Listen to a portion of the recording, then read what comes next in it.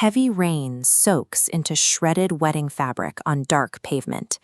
In a world governed by social capital, this is the visual record of total bankruptcy. Ethan, Amelia's fiancé, outsourced his cowardice to a text message, abandoning her at the altar to align himself with her stepsister.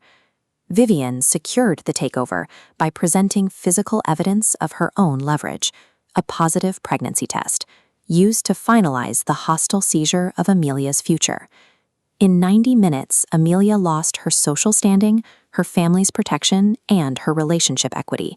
She is operating at a massive deficit. This total collapse of her former life transforms Amelia into a high-stakes wildcard. With her existing assets liquidated, she is now free to pursue high-risk strategies that a person with something to lose would never consider. On the steps of the Civil Affairs Office, she encounters Julian Mo. He is a billionaire defined by cold precision, and at this moment, he is a man with a voided contract after being stood up by his own bride. Two high-value individuals now stand with severed social contracts on the exact same steps. Amelia identifies Julian as a massive, unallocated reservoir of institutional power. He represents the exact capital required to offset her current deficit. Survival in this environment requires treating emotional trauma as a simple market gap, an opening that can be filled with a more stable asset. Amelia blocks Julian's path, forcing him into an immediate, high-pressure negotiation. She presents her pitch with zero romantic pretense. "My groom ran away. Shall we get married?"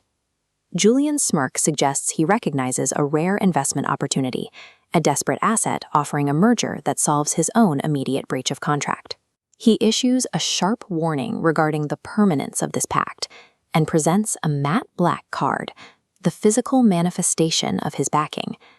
Accepting this card executes a strategic merger. Amelia is no longer an individual. She is now an extension of the Mo family's legal and financial reach. The official marriage certificates immediately receive their heavy crimson seals, firmly finalizing the sudden deal with absolute binding legal permanence.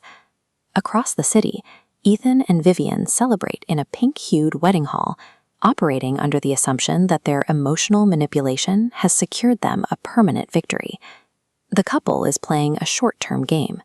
Their entire strategy relies on the hope that Amelia remains broken and that Julian's resources stay out of her reach. While Ethan and Vivian's leverage weighs no more than a feather, Amelia's new status brings the overwhelming force of a multi-billion-dollar legal estate. By securing a legal tie to Julian Mo, Amelia gained immediate access to the internal data and voting blocks of the very companies Ethan thought he controlled. She has now successfully monopolized the board. Amelia enters the corporate boardroom as the wife of the industry titan. Backed by the Mo conglomerate's voting power, she is the most dangerous person in the room. The shock on Ethan and Vivian's faces confirms the shift in leverage. Their former victim has returned as a primary stakeholder with the authority to dictate their future. Amelia uses the internal audits provided by Julian's legal team to dismantle Ethan's standing, exposing the systemic incompetence he tried to hide behind his wedding vows. She then turns to Vivian, neutralizing her influence by revealing how her manipulative power plays violated the board's ethical protocols. Amelia's words carry the weight of a legal execution. She forces the pair to realize the catastrophic mistake of treating her as a liability rather than a threat. This boardroom execution represents the realized return on investment for Amelia's decision to replace her grief with calculated corporate leverage. The story returns to the rain, but Julian stands beside Amelia, holding an umbrella over her. The storm is the same, but her relationship to it has been completely inverted. Julian offers the final proof of their alignment. From today, you have the power to destroy anyone who ever made you cry. Julian's commitment replaces the unpredictable nature of romantic vulnerability with a structured, ironclad alliance. Within this framework, heartbreak serves as the necessary precondition for achieving total, systematic victory. To understand a corporate execution, you have to start at absolute zero.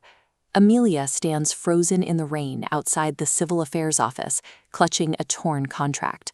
Her fiancé, Ethan, and her former friend, Vivian, have just left her there. Ethan and Vivian haven't just broken a romantic promise, they've executed a coordinated asset strip. Through a series of backroom moves, they successfully transferred Amelia's personal and corporate holdings into their own names.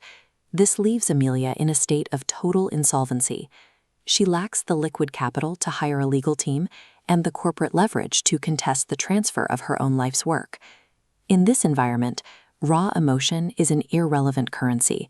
Survival requires a massive and immediate influx of capital. This capital arrives in the form of Julian Mo. He is a billionaire who operates on pure clinical logic, and he provides the leverage Amelia currently lacks. Julian's trial marriage protocol is a legally binding corporate merger.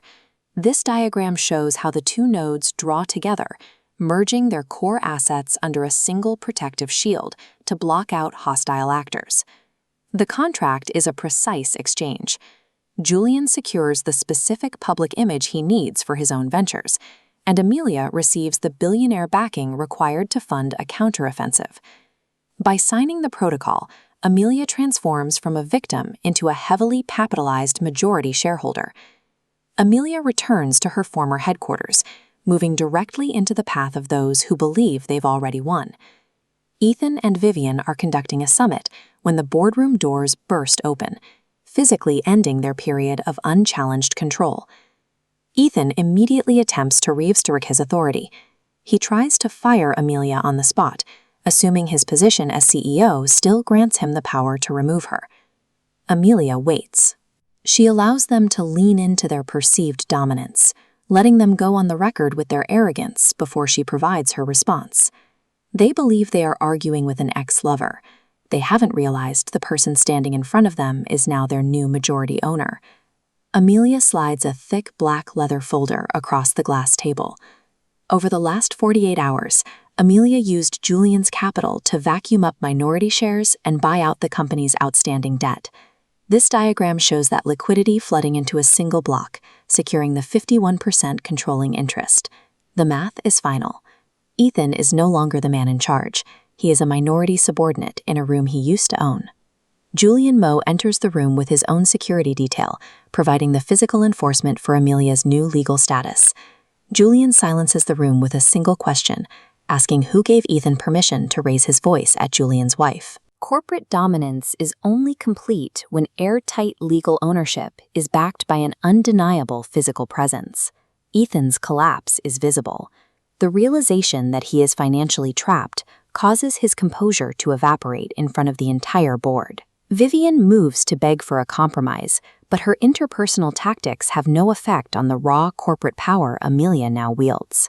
Amelia remains detached. She holds the leverage, and she has no reason to offer a way out. This is the end state of a successful takeover, when those who took everything are reduced to asking for mercy they never intended to give.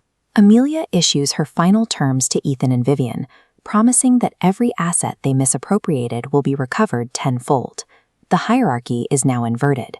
The organizational chart reflects the new reality. Amelia sits at the top, while the opposition is driven to the bottom tier. Amelia and Julian walk out of the headquarters and into the sunlight. They leave behind a company with a new majority owner and a legal paper trail that cannot be undone. The trial marriage protocol doesn't just settle a score. It creates a permanent, legally enforced reality where the victim has become the victor.